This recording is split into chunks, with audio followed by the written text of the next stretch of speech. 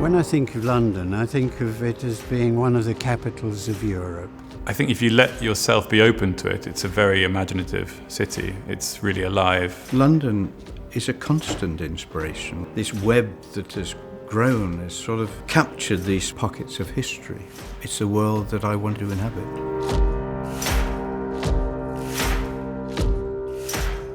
London is full of pockets of remarkably different cultures. When I first came to London, it had the cultural mix, the diversity and the energy, and that includes film, theatre, art galleries, museums. My feeling about London would be defined by Fitzrovia, those English characteristics of architecture which get exported throughout the world.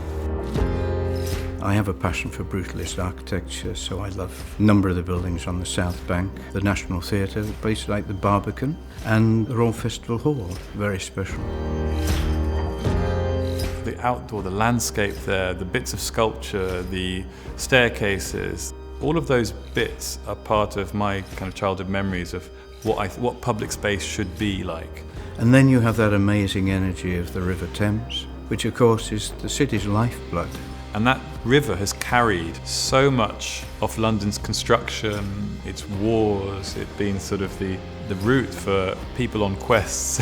It's Sir John Soane's Museum in Lincoln's Inn Field, which I would really treasure as having had the greatest emotional impact on me and my career.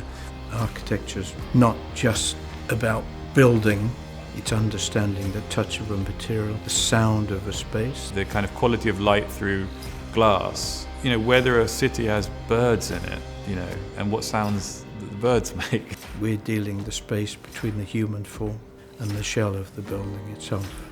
The evidence of our approach is seen in the way people's imagination is opened up. It's a constant inability to stop looking at the fabric of the city. You can never escape unless you close your eyes. I think the interesting thing about working on historic buildings, you have to learn about them first of all. You've almost got to take a journey into the past before you can take the journey into the future. And certainly with Smithfield, you know, what we're really interrogating and understanding is the rawness of the building.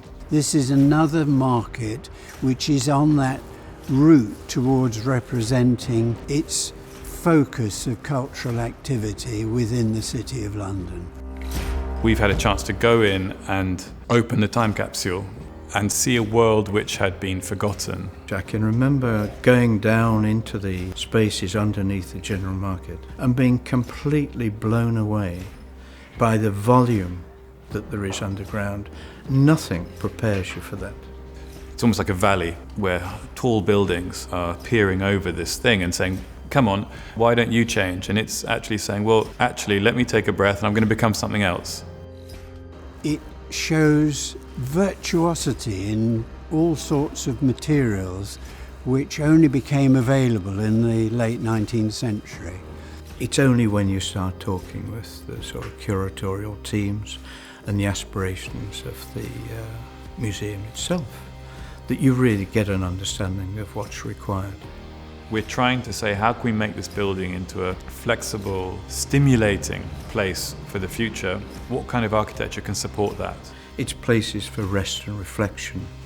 You know, that private reflection in public spaces, there's a contradiction there, but that's what we want to achieve.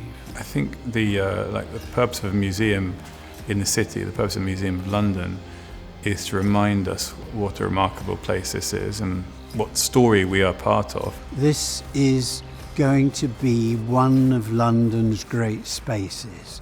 The exhibits which I see within the museum have a strong 19th century character in many areas, and that will be ideally accommodated within this carapace of 19th century construction. A museum should be like home, places to sit and gather, discuss, exchange ideas. We can find a way in which they will display in a magnificent way the collections which have accumulated for the Museum of London. It's down to this amazing team of curators, it's down to the public who will treat this place like home. Smithfield offers hugely evocative spaces for these amazing collection of 7 million objects that the museum have. And they'll bring these objects back to life again.